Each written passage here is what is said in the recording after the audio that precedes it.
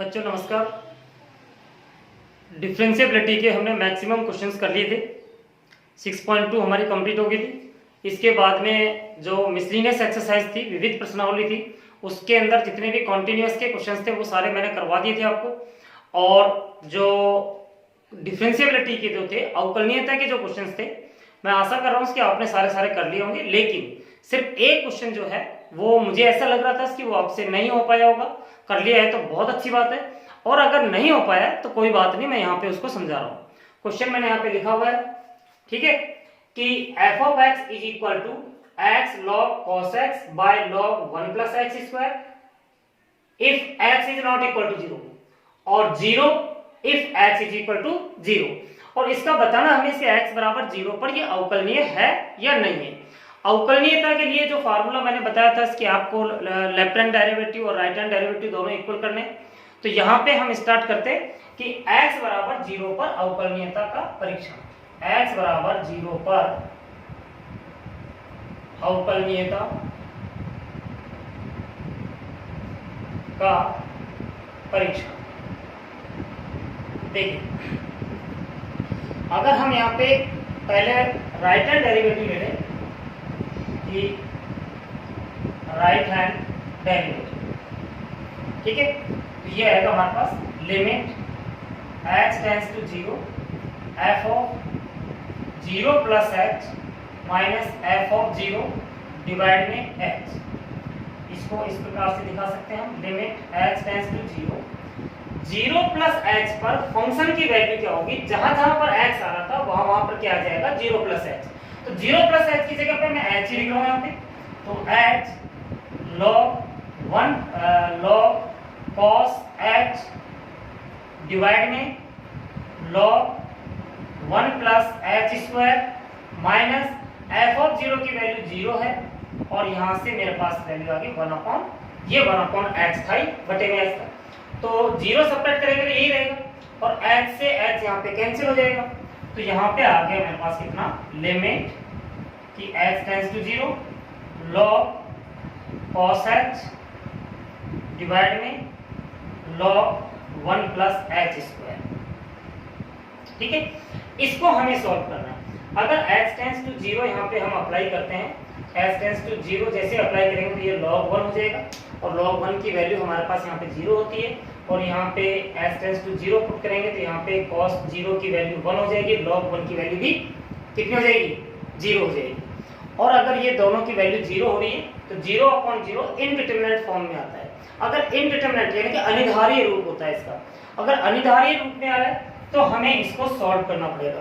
कैसे सॉल्व करेंगे, देखिए यहाँ पर cos h का जो प्रसार जो है, एक्सटेंशन जो है वो यहाँ पे लगाना आपने। यहाँ पे log 1 प्लस h स्क्वायर का जो प्रसार होगा वो लगाना है, और उनके फार्मूले क्या होते हैं मैं यहाँ पे लिख देता हूँ। पहले तो मैं cos h का लिख देता हूँ, cos h is equal to होगा 1 minus h square by 2 factorial plus h की पावर 4 बटा में 4 factorial minus dash dash dash, और log 1 प्लस h का मान जो होगा वो होता है हमारे पास यहाँ पे h minus h square by 2 plus h cube by 3 minus dash dash dash. तो यहाँ पे आप देख लोगे, यहाँ पे प्लस है तो पहला प्लस में, फिर माइनस में, फिर प्लस में, फिर माइनस में आ रहा है। अगर यहाँ पे माइनस आएगा तो ये भी माइनस का होगा, माइनस का स्क्वायर करेंगे तो ये भी फिर माइनस में था, माइनस का क्यूब करेंगे तो ये माइनस में हो जाएगा, फिर माइनस की पावर 4 करेंगे तो प्लस हो जाएगा, माइनस बाहर था ही हमारे पास तो माइनस ही रहेगा। तो ये दोनों फार्मूले हमने यहाँ पर अप्लाई करने हैं। किस प्रकार से, देखिए यहाँ पे ये आ जाएगा limit h tends to 0 log cos h का जो फार्मूला होगा 1 minus h square by 2 factorial plus h की power 4 by 4 factorial minus dash dash dash divide में, इसका जो फार्मूला बाद में लगाएंगे हम, पहले इसको ऐसे लिख लेते हैं क्योंकि ज्यादा टर्म्स बढ़ेंगे, आगे जरूरत पड़ेगी तो मैं आगे इसको लिख लूंगा। अब आगे देखते हैं, लिमिट h टेंड्स टू 0, इसको एक बार और आप रिकंस्ट्रक्ट करके लिखिएगा।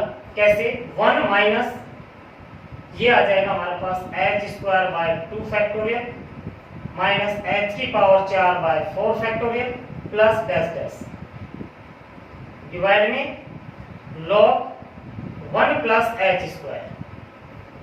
अब देखिए लिमिट h टेंड्स टू 0, ये वाला फार्मूला पड़ जाएगा मेरे पास। कैसे? log 1 माइनस h होगा तो ये भी माइनस में, ये भी माइनस में, ये भी माइनस में, और h की जगह पे ये पूरा आ गया। देखिए यहाँ पे, तो यहाँ पे आप लगा दीजिएगा तो क्या होगा यहाँ पे h कितना माइनस में आएगा, यानी कि h square by 2 factorial minus h की power 4 by 4 factorial and plus dash dash dash. फिर इसके बाद में माइनस में आएगा 1 अपॉन में 2, क्योंकि बटे में 2 तो आएगा। h स्क्वायर इस पूरे का स्क्वायर करेंगे, h square by 2 factorial minus h की पावर 4 बटा में 4 factorial plus dash dash dash का होल स्क्वायर। फिर माइनस आएगा डैश डैश डैश, बटे में कितना आ रहा है इसको भी आप एक्सपेंड कर दीजिएगा। इसको जब एक्सपेंड करेंगे तो h की जगह पे क्या आ गया h स्क्वायर, तो जहां जहां पर h आ रहा था वहां पे h स्क्वायर कर दीजिएगा। तो ये आ जाएगा h स्क्वायर माइनस h की पावर 4 बटा में 2 प्लस h की पावर 6 बटा में 3 माइनस डैश डैश डैश। ये आ गया मेरे पास। अब एक काम करते हैं यहाँ पे, इसमें से क्या कॉमन आ रहा है, h स्क्वायर कॉमन आएगा, क्योंकि यहाँ पे जो भी पावर होंगी जो h की 2 से ज्यादा ही पावर होंगी, ठीक।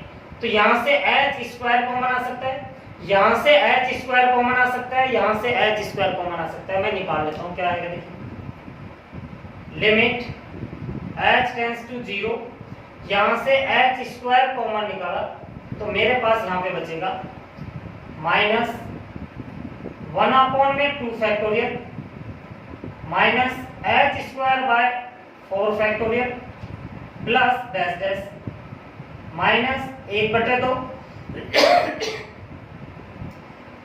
यहाँ पर h स्क्वायर कॉमन निकाला होगा तो h कॉमन निकाला आपने अल्टीमेट यहाँ से, क्योंकि h कॉमन निकालेंगे तभी स्क्वायर हो जाएगा हमें।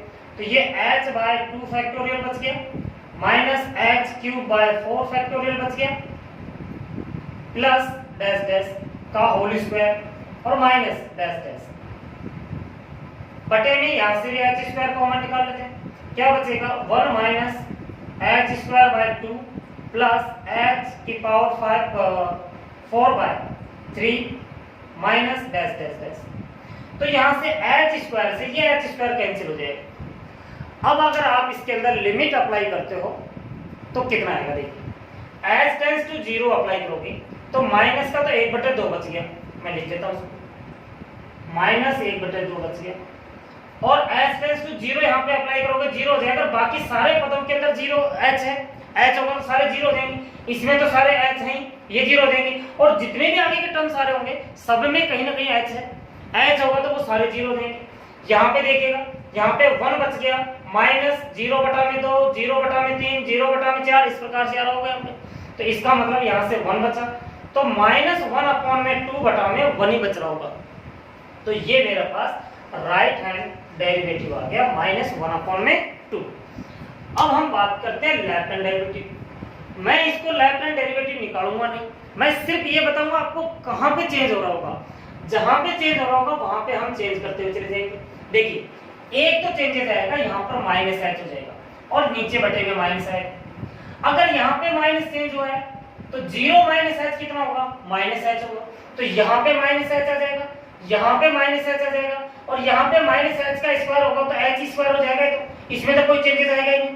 साथ में cos माइनस h क्या होगा, cos h होगा, यहाँ पर भी कोई चेंजेस नहीं है, सिर्फ चेंजेस यहाँ पे आएगा माइनस h हो जाएगा, माइनस h और ये बटे में माइनस h, तो माइनस h से ये माइनस h कैंसिल हो जाएगा, इससे आगे का तो ये तो एज इट इज आएगा पूरा पूरा, कोई चेंजेस होगा ही नहीं, सिर्फ माइनस यहाँ पे आएगा और एक ये माइनस होगा, ये माइनस से ये माइनस h कट जाएगा, बाकी का ये एज इट इज आएगा, तो पूरा की पूरा यही हमें करना है इसके अंदर, ठीक है। तो अब यहाँ पे देखोगे तो आंसर तो यही मेरे पास आना है माइनस 1/2, तो इसका मतलब लेफ्ट हैंड डेरिवेटिव और राइट हैंड डेरिवेटिव दोनों इक्वल हो जाएंगे, ठीक है बच्चों। अब बात करते हैं हम इस एक्सरसाइज की, जो मिसलिनियस एक्सरसाइज है, इसके अंदर मैक्सिमम क्वेश्चंस हो गए कंप्लीट। मैंने आपको नहीं करवाए कंटिन्यूअस, तो मैंने आपको क्लास में करवा दिया था, लेकिन बच्चा हमारे पास ये मैं नहीं करवा पाया आपको, इसका एक क्वेश्चन मुझे लगा था कि ये क्वेश्चन में आपको प्रॉब्लम हो सकती है, तो इस क्वेश्चन को मैंने यहाँ पे एक्सप्लेन करके आपको बता दिया है। अब रही बात बाकी के क्वेश्चंस की, आप क्वेश्चंस करना, अगर कोई प्रॉब्लम आती है तो आप मेरे को व्हाट्सएप कर देना कि सर इस क्वेश्चन में प्रॉब्लम आ रही है, नेक्स्ट वीडियो में आपको उसका सॉल्यूशन मिल जाएगा पूरा कंप्लीट। ठीक है, तो ये तो हो गया डिफरेंशिएबिलिटी, कंटीन्यूअस हो गया, डिफरेंशिएबिलिटी हो गया, यानी कि संतत और अवकलनीयता दोनों कंप्लीट हो गए। अब हम बात करते हैं डिफरेंशिएशन की, यानी कि अवकलन की। अवकलन क्या होता है ये आपको 11th क्लास में बताया गया होगा। ठीक है, मैं उससे आगे बढ़ रहा हूँ। उससे आगे का मतलब जहां तक आपको वहां पे बताया था, वहां पे आपको प्रथम सिद्धांत से अवकलन करना बताया होगा कि किस प्रकार से हम अवकलन करते हैं। तो अगर नहीं भी पता है तो कोई बात नहीं, आपको फार्मूले याद करने हैं, वो फार्मूले मैं यहाँ पे बता रहा हूँ कि अवकलन का क्या क्या फार्मूले होंगे, किस प्रकार से निकालेंगे। जो आपने 11th में फार्मूले पढ़े थे उन्हीं फार्मूलों को मैं यहाँ पे लिख के बता रहा हूँ कि कौन कौन से आपने फार्मूले कर लिए थे होंगे। नंबर 1 पर d/dx x की power n is equal to, देखिए सबसे पहली बात तो ये जो सिंबल जो है d/dx, इसका मतलब होता है डिफरेंशियल ऑपरेटर, यानी कि अवकल संकारक। इसको हिंदी में बोलते हैं अवकल संकारक और इंग्लिश में बोलते हैं डिफरेंशियल ऑपरेटर। d/dx का इसका मतलब यहाँ पे है, इसका मतलब होगा कि यहाँ पर जो भी फंक्शन दे रखा होगा उस फंक्शन का x के सापेक्ष कितना अवकलन होगा। जैसे कि मैं यहाँ पे y बराबर fx में एक फंक्शन ले लेता हूं, कोई भी ये कोई फंक्शन है। अब देखिए यहाँ पे x में यदि कुछ परिवर्तन होगा तो y में परिवर्तन होगा, तो इसका मतलब हो गया कि हमारे पास यहाँ पे दो चर आ गए, एक x हो गया और एक मेरे पास यहाँ पे y है। x को मैं कहता हूं स्वतंत्र चर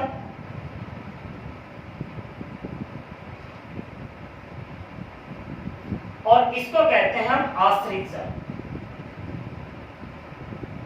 आश्रित चर और स्वतंत्र चर, इंडिपेंडेंट वेरिएबल और डिपेंडेंट वेरिएबल। यानी कि y किसके ऊपर डिपेंडेंट है, x के ऊपर। x का मान चेंज होगा तो y का मान चेंज होगा, x का मान थोड़ा सा ज्यादा होगा तो y का मान या तो कम हो सकता है या ज्यादा हो सकता है। x का मान कम होगा तो y का मान कम हो सकता है या ज्यादा हो सकता है, दोनों में से कोई भी इफेक्ट हो सकते हैं। ठीक है, तो y पूरी तरह से डिपेंड किस पे कर रहा है, x के ऊपर कर रहा है। अब यदि मैं मान लेता हूं कि x में थोड़ा सा कुछ चेंजेस आ रहा है, वो मान लेता हूं कितना, f(x + del x) हो गया, और del x को क्या मानते हैं, टेंड्स टू 0, यानी कि लगभग 0 के बराबर चेंजेस हो रहा है, यानी कि x से थोड़ा सा ज्यादा हो गया है। जैसे कि x है हमारे पास मान लीजिए 1 है, तो del x होगा 0.000001, इस तरह से इतना सा चेंजेस हुआ इसके अंदर। तो y में कितना चेंज हो जाएगा ये हमें निकालना है। मान लेता हूं कि y के अंदर चेंज आ गया del y। अब चेंज कितना हुआ है, चेंज कितना हुआ है, तो ये तो है मेरे पास चेंज्ड वैल्यू, यानी कि परिवर्तित मान है ये, और ये मेरा प्रारंभिक मान है। परिवर्तित मान में से प्रारंभिक मान घटा देंगे तो क्या आ जाएगा, जितना चेंज हुआ था वो आ जाएगा। तो इसमें से इसको घटा दीजिए, तो y + del y में से y को घटाएंगे तो del y बचेगा, इसमें से इसको घटाएंगे तो क्या बचेगा, f(x + del x - f(x)। ठीक, अब किसके सापेक्ष निकालना हमें तो del x के सापेक्ष निकालना है कि इसमें यदि del x चेंजेस आता है तो इसमें कितना आएगा y में, x में यदि del x चेंजेस आता है तो y में कितना चेंजेस आएगा। तो इसका मतलब है del x से आप डिवाइड कर दीजिए इसको, is equal to f(x + del x - f(x) divide में del x, यही तो आएगा। यानी कि ये del x होगा, del y del x, यानी कि del x के सापेक्ष आपके पास यहाँ पे परिवर्तन आ गया कि इतना परिवर्तन हो रहा है। अब यदि मैं कहता हूं कि del x के अंदर 0 के लगभग बराबर चेंज आ रहा है, 0 के लगभग बराबर चेंज हो रहा है, या तो 0 के लगभग वो कम हो गया या ज्यादा हो गया, एग्जैक्ट 0 के बराबर नहीं है, एग्जैक्ट 0 के बराबर नहीं है। जीरो से या तो थोड़ा सा ज्यादा या थोड़ा सा कम है, और थोड़ा सा कितना है, उस थोड़े से को हम मान सकते हैं इसकी लगभग जीरो के बराबर। तो मैं यहाँ पर लिमिट ले लेता हूँ कि limit del x tends to zero, तो del y by del x is equal to limit del x tends to zero f of x plus del x minus f of x by del x. अब चूंकि हम zero के लगभग बराबर की संख्या को क्या मान रहे थे अब तक, एच में लेके चल रहे थे। अगर मैं इसको डेल एक्स की जगह पर मैं एच पुट कर दूं तो क्या होगा, यहाँ पे देखिए, ये जो मेरे पास आया ना, ये जो मैंने राउंड किया है, इसको कहते हैं हम क्या, d y by d x, d y by d x, यानी कि y में x के सापेक्ष परिवर्तन कितना हुआ है, वो कितना निकला मेरे पास, लिमिट, और डेल x की जगह पे मैं h रख देता हूं, x plus h minus f of x divide में h। अगर आप देख रहे होगे यहाँ पे कि ये फार्मूला तो हम पढ़ चुके हैं पहले, ये फार्मूला हम पढ़ चुके हैं कब, अवकलनीयता में। अवकलनीयता में क्या था, किसी पर्टिकुलर पॉइंट पर x बराबर a पर कोई फंक्शन अवकलनीय है या नहीं है, तो किस प्रकार से निकाला था, limit h tends to zero a plus h minus f of a बटा में h, यही तो निकाल रहे थे, लेफ्ट हैंड लिमिट और राइट हैंड। ये हमारे पास राइट हैंड लिमिट है, लेफ्ट हैंड क्यों नहीं लिया, क्योंकि लेफ्ट हैंड राइट हैंड दोनों बराबर होती है, तो हमारे पास ये आ जाएगा। अगर मैं यहाँ पर लेता कैसे कि लेफ्ट हैंड डेरिवेटिव लेता, यानी कि ये तो मैंने कितना लिया है कि जीरो से बड़ी संख्या ली, अगर जीरो से छोटी ले लेते तो वो लेफ्ट हैंड डेरिवेटिव आ जाता हमारे पास। तो ये वाला फार्मूला हम अप्लाई करके किसी का भी डिफरेंशिएशन हम निकालते हैं, और इसे कहते हैं प्रथम सिद्धांत से अवकलन करना। आप इसके अंदर रख देना कोई भी फार्मूला है और उसको रख करके उसका डिफरेंशिएट कर देंगे। कैसे, मैं एक एग्जांपल आपको करवा रहा हूँ, फिर उसके बाद में ये फार्मूला बताऊंगा, ठीक है। इसको आप नोट कर लेना, मैं यहाँ पे मिटा रहा हूँ उसको।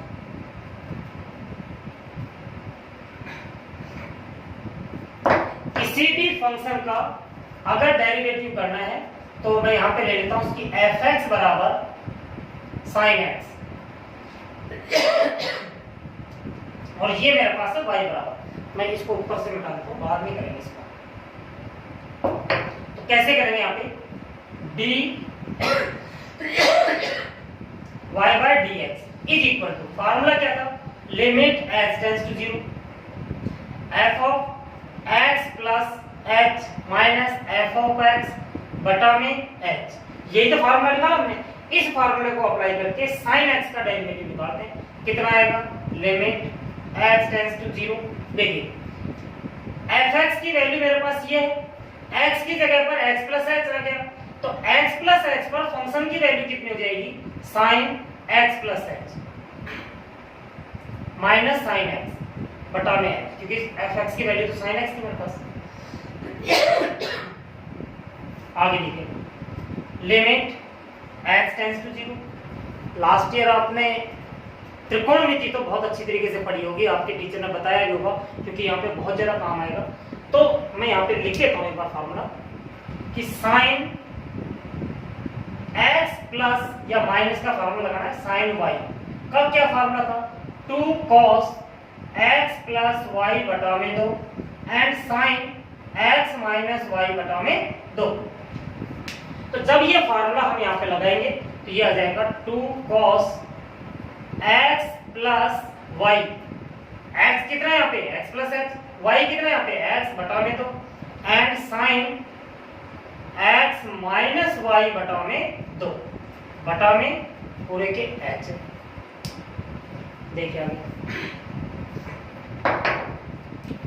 Is equal to limit h tends to zero, यहां देखिए कितना बन रहा है, cos,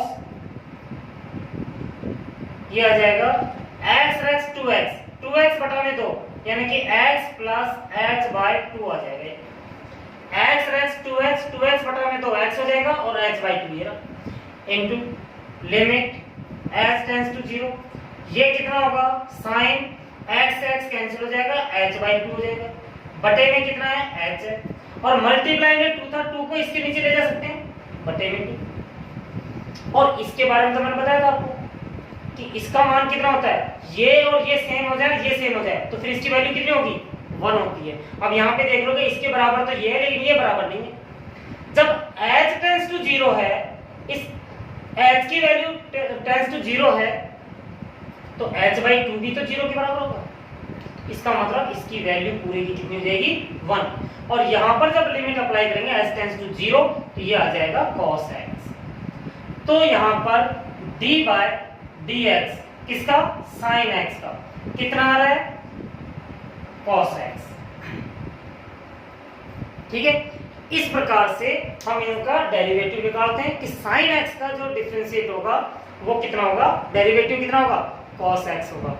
अब मैं जो फार्मूला यहाँ पे लिख रहा हूं, उन फार्मूलों में किसी भी फार्मूले को आपको लगता है कि ये रिजल्ट कैसे आया है, तो आप मेरे को कमेंट्स करके बता देना, या फिर बाद में व्हाट्सअप कर देना मेरे को, मैं उसको बोर्ड पे यहाँ पे आपको एक्सप्लेन करके बता दूंगा कि ये फार्मूला इस प्रकार से बना है।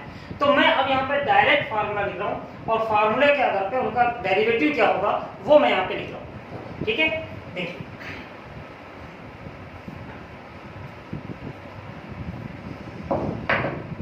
नंबर 1 पर है हमारे पास कि d/dx अगर x की पावर n है, तो इसका डेरिवेटिव जो होता है n x की पावर n-1 होता है।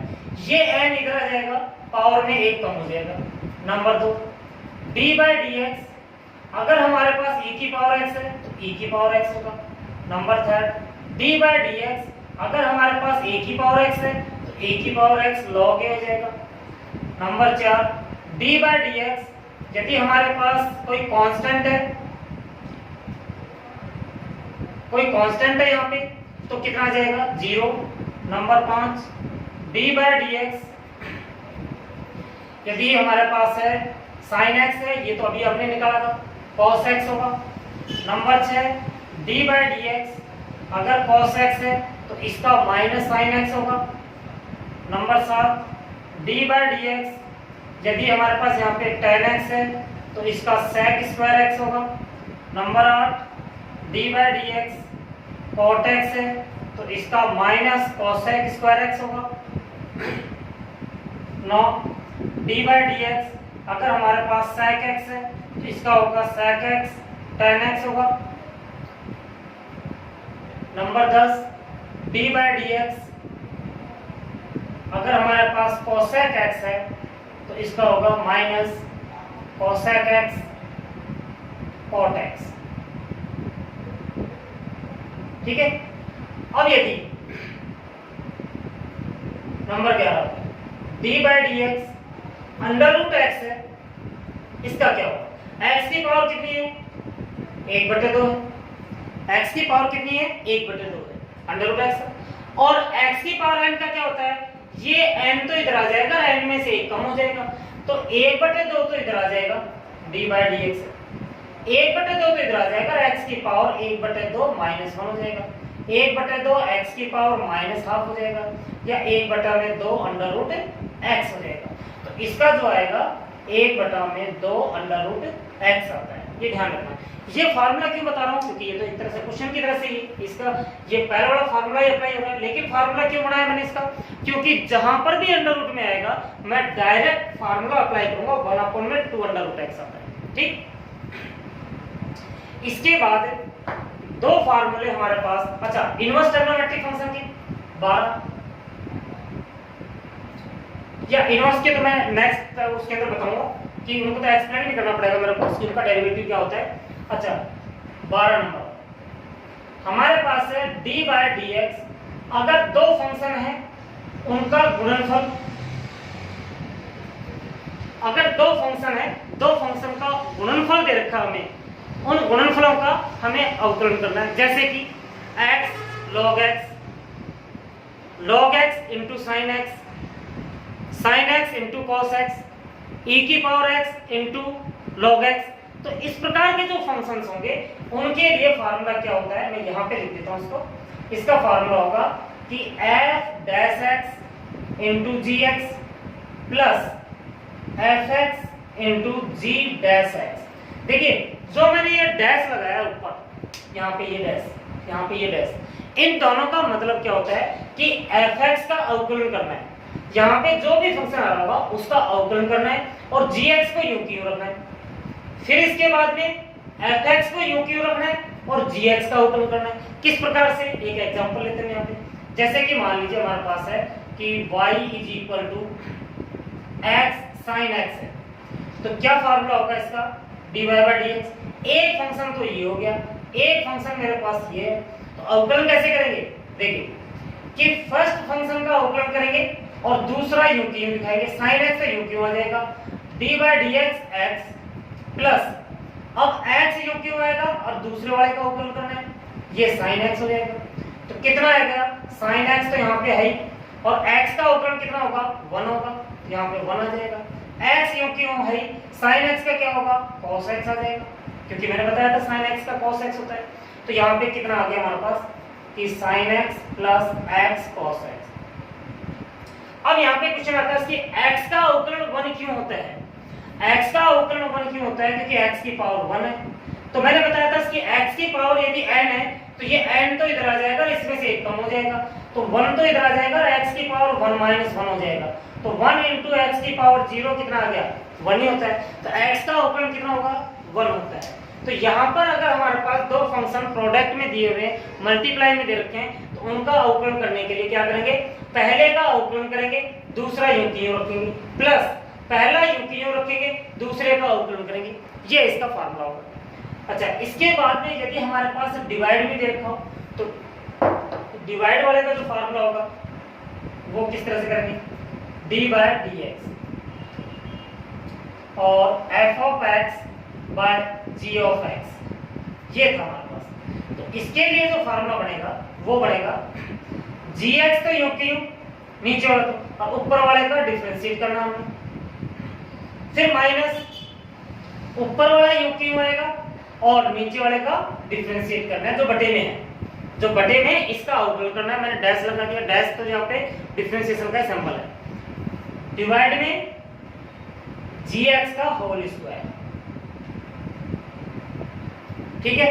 किस प्रकार से करेंगे, मैं एक एग्जांपल लेता हूं कि y बराबर मान लीजिए x बटा में sin x है, तो dy बाई dx क्या होगा, यहां से देखिए x का अवकलन करेंगे, sin x यूं क्यों आएगा, d by dx x minus x यूं क्यों, d by dx sin x का करेंगे, डिवाइड में sin x का होल स्क्वायर।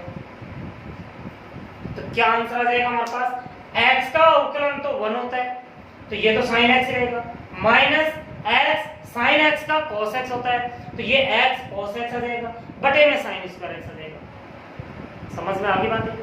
तो इस प्रकार से करके ये हमारे पास 12-13 फार्मूले मैंने बताए। इसके अलावा बहुत सारे और भी फार्मूले आएंगे इंटीग्रेशन के अंदर, हो सकता है इसकी कोई मिस भी हो गया हो इसमें से। वैसे तो कर जो सबसे ज़्यादा यूज हो रहे हैं वो मैंने यहाँ पे दिखाई दिए, ठीक है। तो ये फार्मूले आपने थोड़ा ध्यान रखना है।